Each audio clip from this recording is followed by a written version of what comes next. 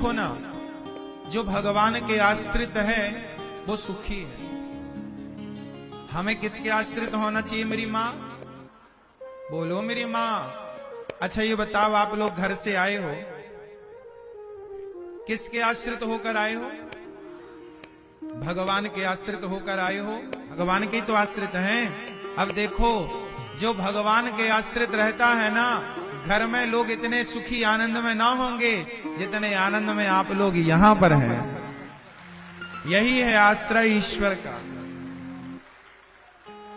मिलता है सच्चा सुख केवल भगवान तुम्हारे चरणों में। तो अर्जुन के आश्रित थी तब तक कपड़े उतरते रहे। द्रौपदी जब तक युधिष्ठिर के आश्रित थी कपड़े उतरते रहे। गुरु द्रोणाचार्य के आश्रित थी कपड़े उतरते रहे। धर्मराज युधिष्ठिर के आश्रित थी कपड़े उतरते रहे। और जिस क्षण वो भगवान के आश्रित हो गई, उसी क्षण भगवान ने लाज रख ली। एक मैया का बेटा भगवान के घर चला गया तो लोगों ने ताने मारे। लोगों ने कहा, रे तुम तो बहुत बड़े भक्त थी, तो बताओ तुम भक्त थी तो तुम्हारा बेटा भगवान के घर क्यों चला गया? आपको कहे कि तुम पर ये संकट क्यों? लेकिन मैं आपको बताऊं कि जमाना ये बात समझ नहीं सकता। जो भगवान के आश्रित होता है, देखो आश्रित होने का प्रमाण क्या है। आप लोगों ने नरसिंह जी का नाम तो सुना होगा। नरसिंह मेहता आया कहां से था? कहां से आया था?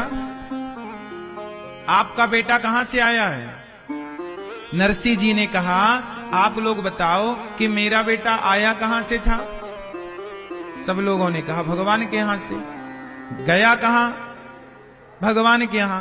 तो जहां से आया था वहां चला गया तो मैं रो करके क्या कर लूंगा? देखो, जो भगवान के आश्रित है वो इस तरह की बातें करता है, और जो भगवान के आश्रित नहीं है, लोग तो ये कहते हैं कि तुम्हारे घर में ऐसा क्यों हो गया? मां, ये संसार जो मिला है ना, वो बिछड़ने के लिए ही मिला है। इसलिए जीवन में जब खुशियां आए, जीवन में जब दुख आए, तो सुख और दुख को एक सा करना चाहिए। कर रहे हैं आप, इसका मतलब ये नहीं कि तुम्हारे घर कोई मरेगा नहीं। मृत्यु तो प्रकृति का नियम है। आया है सो जाएगा, राजा रंक फकीर। कौन नहीं गया ये बताओ? एक सिंहासन में तो एक बंधा जंजीर। आज तिल दान करने की भी बड़ी महिमा है। तिल का दाना बहुत छोटा होता है। तिल के लड्डू बना करके दिए जाते हैं, खाए जाते हैं, खिलाए जाते हैं। आज के दिन स्नान और दान की बड़ी महिमा है। कुछ ना हो आपके पास तो तिल होगी, तिल एक दाना, वो भी दान करने का बड़ा महत्व है। तिल आखिरी ऑप्शन है।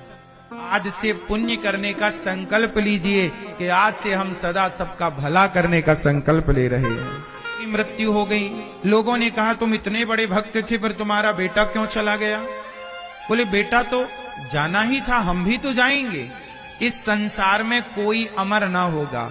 फिर जब अमर नहीं होगा तो भक्ति क्यों करना है? तो आओ हम बात करते हैं भक्ति क्यों करना चाहिए। शिष्य हैं दो। एक शिष्य था, वो वैश्या के घर जाकर के और वहां मुजरा देखा करता था। एक गलत गंदी स्त्री के पास जाता, उसका नाच गाना देखता। तो जो दूसरा चेला था वो बढ़िया रोज सत्संग करता, कथाएं सुनता, कीर्तन करता। को समझते हो, जबकि भगवान तुम्हारे बीते हुए कल को और आने वाले कल को भी समझते हैं। कैसे गुरुजी? तब गुरुजी ने कहा कि बेटा, उसे जो सोने की थैली मिली है ना, वो पिछले जन्म में बहुत पुण्यात्मा था, पर थोड़ा सा सोना मिल गया उसे। मिलना था खजाने बड़े बड़े, लेकिन पाप किया इस जन्म में तो उसके बहुत सारे पुण्य नष्ट हो गए और जरा से पुण्य रह गए। संकट तो बहुत बड़ा आने वाला था, पर जो तुमने कुंभ स्नान कर लिया, जो तुमने पुण्य कर लिए, उस पुण्य से तुम्हारे संकट जरा सा होकर के गुजर गए, छू करके निकल गए। तो तुरंत द्रौपदी ने साड़ी फाड़ी और कन्हैया की कलाई पर लपेट दिया। कन्हैया ने कहा, बहन तुमने अपनी महंगी साड़ी मेरी कलाई के बहते खून को रोकने के लिए बांधी है। हानि लाभ जीवन मरण यश अपयस विधि हाथ। 6 चीजें भगवान के हाथ में है। हुए तो परेशान ना होइए, हानि उतनी ही होगी जितनी होनी है। लाभ कितना भी प्रयास कर लो, लाभ उतना ही होगा जितना विधि ने, विधाता ने तय कर रखा है। हानि लाभ ईश्वर के हाथ में, मेहनत आपके हाथ में। मेहनत तुम करो, तू कर्म कर, फल मैं दूंगा। कर्मण्येवाधिकारस्ते मां फलेषु कदाचन। तू कर्म कर, तेरे हाथ में कर्म है।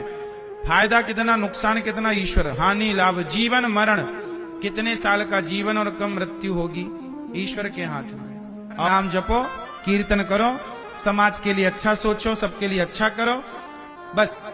बाकी जो हो रहा है ये सब ईश्वर का खेल है। वो भेजे तो आए, वो बुलाए तो जाएं। रहना चाहिए। कोई ताने मारे कि तुम इतने बड़े भक्त थे, फिर तुम्हारे घर में ऐसा क्यों हो गया। भाई जमाने का काम है कहना, कहने दो। हम भगवान के आश्रित हैं, और भगवान के आश्रित होकर, अच्छा ये बताओ, छोटा बच्चा किसके आश्रित होता है? बोलो हाँ, हाँ या ना? मारती है ना? तो जब थप्पड़ मारती है तो क्या बच्चा मां का आश्रय छोड़ देता है? बोलो। जब मां 2 थप्पड़ मारती है ना, तो रोते हुए मां को ही देखता है बच्चा, हाँ या ना? जब छोटा सा बच्चा थप्पड़ खाकर भी मां का आश्रय नहीं छोड़ता, तो तुम्हारे जीवन में छोटे मोटे संकट आ जाएं, कभी कोई विपत्ति आ जाए, तो उस संकट विपत्ति में भगवान का आश्रय क्यों छोड़ देते हो? जो भक्त जीवन में थोड़ा संकट पाकर भगवान से दूर हो जाते हैं, भगवान फिर उन्हें राजा बाबू नहीं बनाते। और जो दुख विपत्ति पर भी भगवान के चरणों से लिपटे रहते हैं, भगवान उन्हें राजा बाबू बना देते हैं, भगवान उन्हें बड़ा बना देते हैं। ये मेरे आश्रित है। जिंदगी की डोर सौंप हाथ दीनानाथ के, महलों में रखें चाहे झोपड़ी में वा। आप सभी लोग भागवत सुन रहे हैं, तो भागवत क्या करते? अच्छा ये बताओ, गोपियां किसके आश्रित थी? बोलो। तड़पती रहीं, रोती रहीं, कृष्ण छोड़कर चले गए।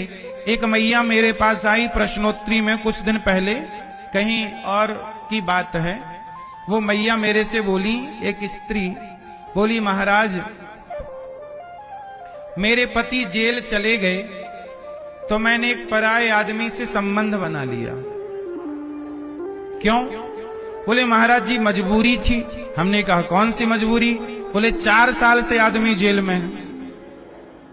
हमने कहा मैया तुम 4 साल भी ना रह पाई और अपने चरित्र को बिगाड़ लिया। प्रश्नोत्तरी में उन्होंने ये पूछा। अब मैं आपको एक बात बताऊं कि संसार के लोग, पति चला जाता है ना, तो कुछ लोग दूसरा ब्याह कर लेते हैं। पत्नी मर जाए तो आदमी दूसरा ब्याह कर लेता है। लेकिन गोपियां कृष्ण के बिना 100 वर्षों तक तड़पती रहीं, लेकिन कृष्ण के अतिरिक्त किसी और के बारे में सोचा भी नहीं।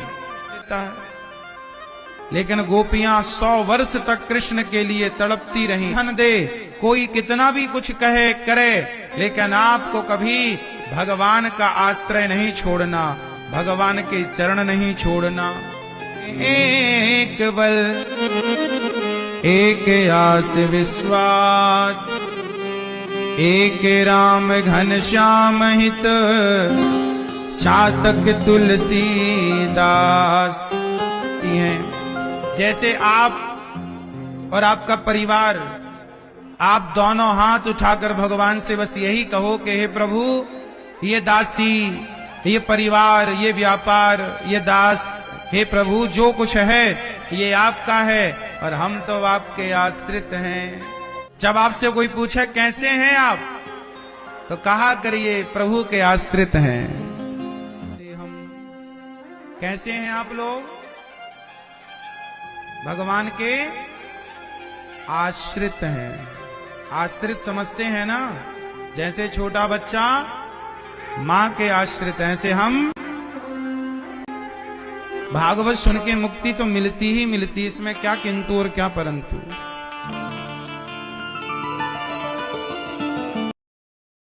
जी ने भागवत सुनी मुक्ति, धुंधकारी ने भागवत सुनी।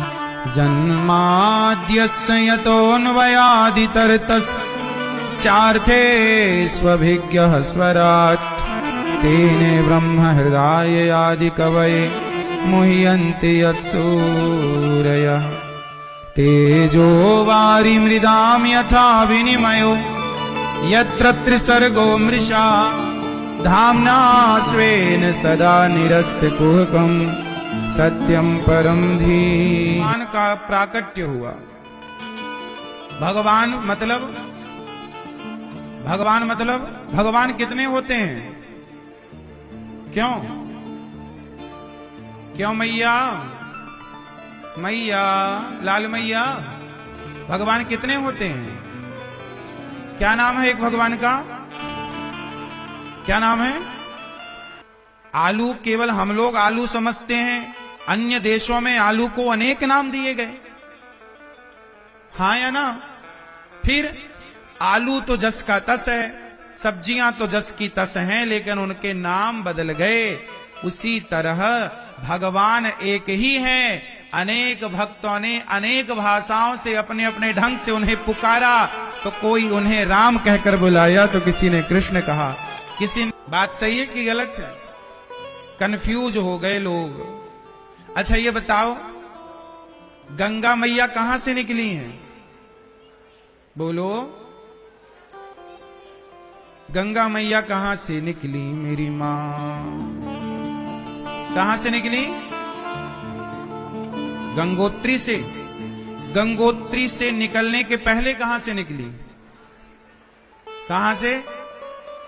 भगवान शंकर की जटा, भगवान शिव की जटा से निकलने से पहले गंगा जी कहां से निकली? कहां से? हिमालय से। बैठो बेटा बैठो। गंगा मैया का एक नाम है विष्णुपदी। कैसे निकली? ये घटना तब की है जब राजा बलि के यहां वामन भगवान आए। कौन आए? जब राजा बलि के द्वार पर वामन भगवान। देखो वामन कौन है? वही नारायण। क्या बनकर आए? वामन। जब भगवान विष्णु, जब भगवान श्रीमन नारायण वामन बनकर आए तो राजा बलि से कितनी पग भूमि मांगी? हे राजन, हमें 3 पग भूमि दे दो। अच्छा 3 पग भूमि महाराज, थोड़ा ज्यादा ले लो आप, और ज्यादा भूमि ले लो। नहीं, सबको नापता हुआ जब सत्यलोक में पहुंचा तो सत्यलोक में ब्रह्मा जी विराजते हैं। भगवान नारायण का मतलब भगवान वामन जी के चरण धुलकर ब्रह्मा जी ने कहां भर लिए? अपने कमंडल में। और वामन भगवान ने जब 3 पग भूमि ले ली, राजा बलि के मस्तक पर तीसरा पग रखा, वो लीला हो गई पूरी। इसके बाद राजा सगर के पुत्र हुए असमंजस, फिर अंशुमान, फिर उनके दिलीप, फिर हुए भगीरथ। और भगीरथ जी ने जब तपस्या की तो उनके तपस्या के प्रभाव से ब्रह्मा जी प्रकट हुए। कहा कि प्रभु ऐसी कृपा करो, गंगा मैया दो, ताकि हमारे पूर्वजों का उद्धार हो जाए। भगीरथ जी ने शिव को प्रसन्न किया और शिव ने कहा कि भगवान का चरणामृत है गंगा, तो प्रभु के चरणामृत को तो भक्त अपने माथे पर सजाता है। विरजा नदी, बैकुंठ में एक नदी है विरजा, वही विरजा महारानी भगवान कृष्ण की लीला के समय यमुना महारानी बनकर प्रकट हुई। और भगवान श्री कृष्ण की पत्नी है यमुना। यमुना मैया कौन है भगवान की? जोर से, हे मां आप आज्ञा करिए मैं कहां जाऊं। तब यमुना मैया ने कहा, गंगा आ मेरे गले से लग जा। यमुना मैया की आज्ञा से चालू हुई। किनकी आज्ञा से चालू हुई? हाँ, यमुना मैया की आज्ञा से चालू हुई। यहां एक तीसरी नदी भी है। जब बालों की 3 धाराएं निकालती हो और जब चोटी पूरी होती है तो दिखती कितनी धारा है? कितनी दिखती है? नहीं, चोटी तो एक दिखती है, लेकिन चोटी में ना वो 2 दिखती हैं। कितने ध्यान से देखना, किसी की चोटी उटी हुई? अब आप कल चोटी भी नहीं करते लोग, समस्या ये। चोटी में 3 धाराएं हैं, तीनों को जब मैया ऐसे ऐसे गूंदती है, ऐसे ऐसे, तो उसमें दिखती कितनी है? दिखती 2 है पर होती 3 है। उसी तरह ये गंगा मैया को भी त्रिवेणी कहते हैं, त्रिवेणी संगम। यहाँ गंगा यमुना की 2 धाराएं तो दिखती हैं, पर चोटी में जैसे तीसरी होती तो है पर दिखाई नहीं पड़ती, ऐसे यहाँ पर मां सरस्वती विराजमान।